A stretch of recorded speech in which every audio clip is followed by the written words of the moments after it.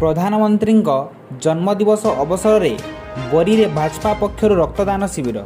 जाजपुर जिला बोरी निर्वाचन मंडली अधीन अटीरा पंचायत कल्याण मंडपरे भारतर प्रधानमंत्री नरेंद्र मोदी 72तम जन्मदिवस अवसर में एक रक्तदान शिविर अनुष्ठित होई। शिविर में 52 यूनिट रक्त संग्रह होता भाजपा नेता आशुतोष परिड़ा जणाइछन्ति।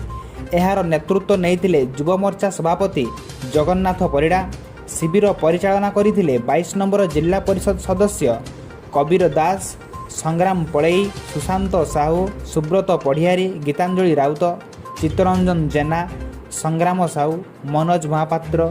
एही शिविर सकाळ 8 घटिका ठारू अपराह्न 4 घटिका पर्यंत चलीथिला।